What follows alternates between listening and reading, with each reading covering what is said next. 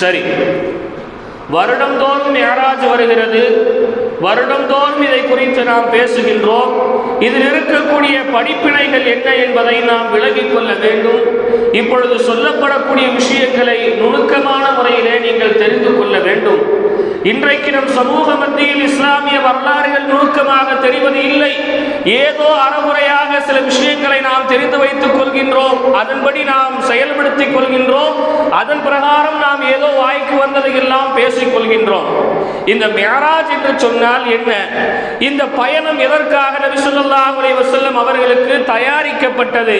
இந்த பயணத்தில் வழிபோக்குகளில் நாயகம் ஸல்லல்லாஹு அலைஹி வஸல்லம் அவர்கள் என்ன எல்லாம் கண்டார்கள்?